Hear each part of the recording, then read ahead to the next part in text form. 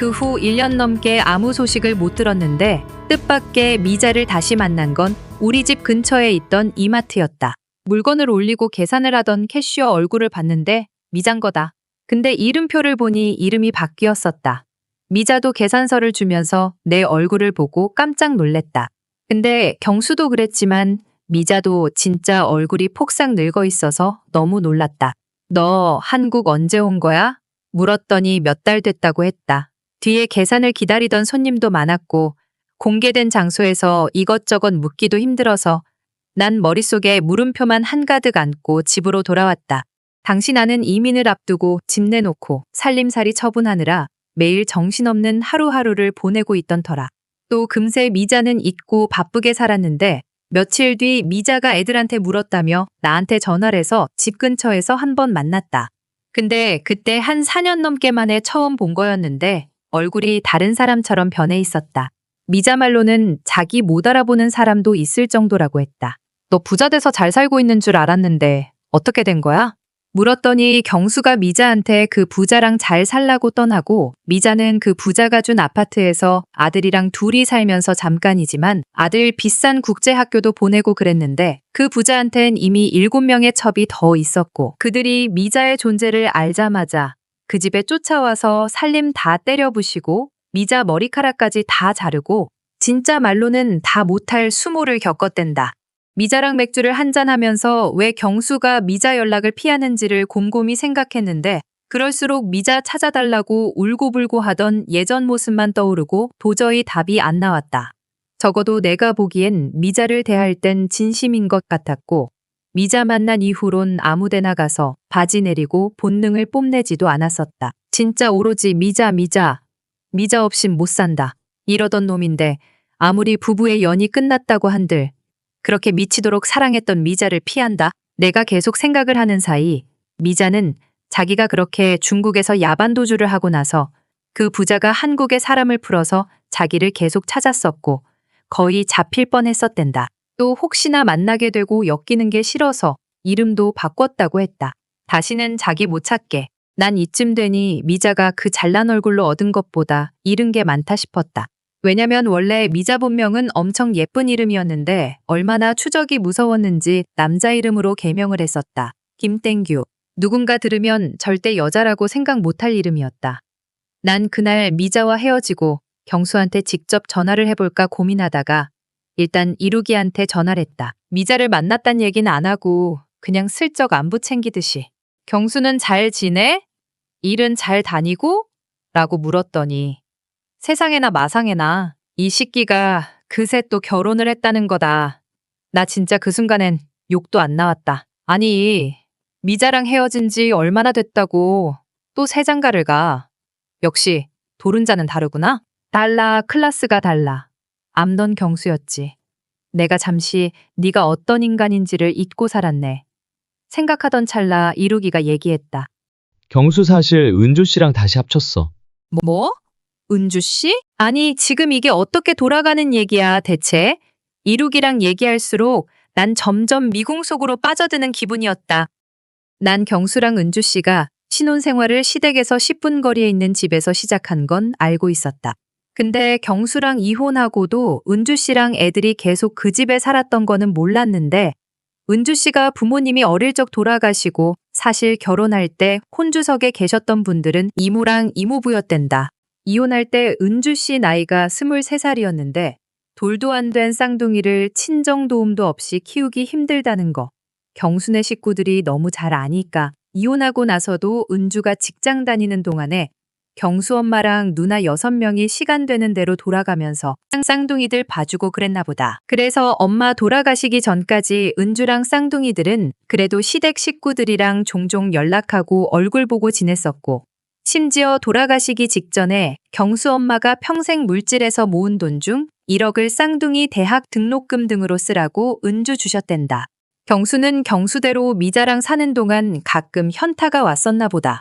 사실 한국에서는 이름 있는 직장 다니면서 연봉도 꽤 받고 그랬는데 여자에 미쳐서 자기 자식도 아닌 애를 자기 호적에 올려놓고 키우면서 친아버지한테 애 안 뺏기려고 중국까지 도망가서 시급 2,000원 받고 일하며 겨우 밥이나 먹고 살다 보니 천년의 사랑도 좀 짜게 식더랜다.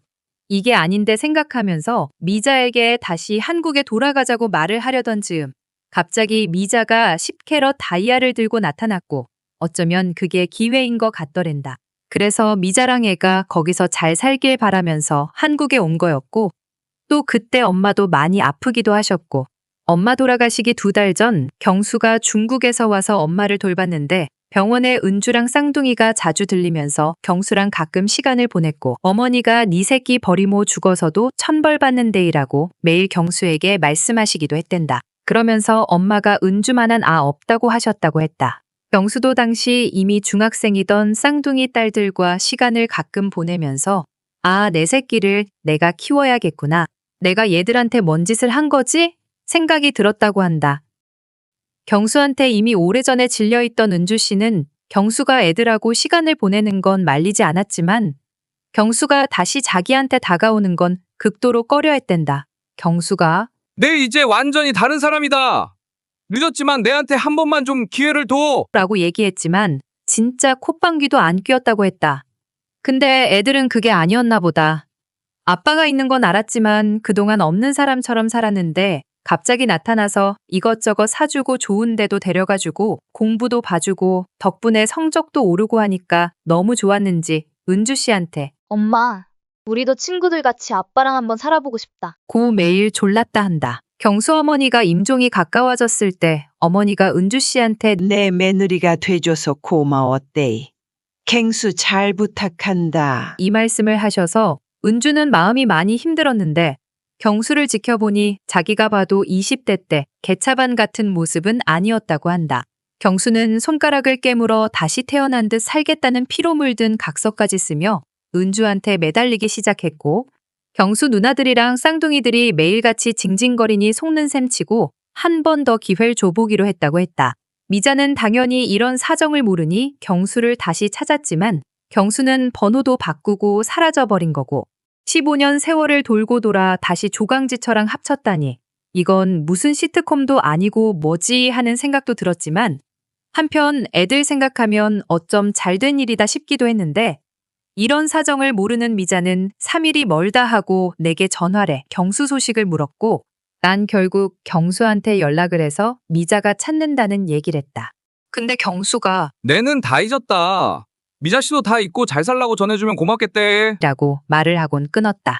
그리고 며칠 후 미자한테 다시 연락이 왔을 때 난 경수가 실은 조강지처랑 다시 살림을 합쳤고 부디 잊고 너도 잘 살길 바란다는 말을 전해달라고 했다 전했는데 미자는 한참을 흐느꼈다.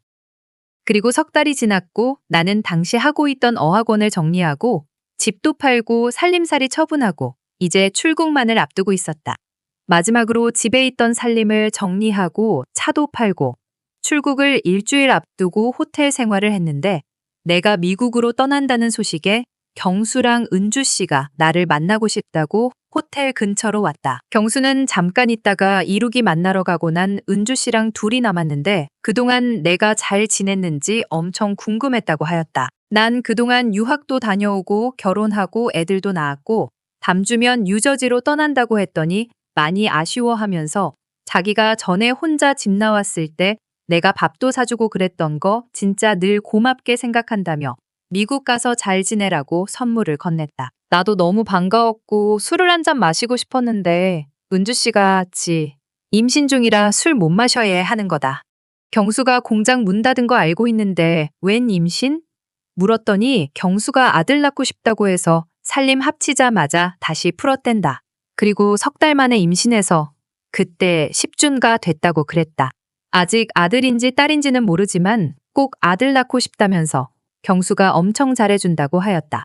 쌍둥이한테도 엄청 잘한다고 했고 경수 직장 때문에 지금은 주말 부부로 지내지만 서울에 집을 구해서 곧 이사할 거라고도 했는데 진짜 그동안 본 얼굴 중 제일 편안해 보이고 행복해 보였다. 사실 이혼하고 혼자 둥이 키우면서 투잡 쓰리잡 뛰면서 너무너무 힘들었댄다.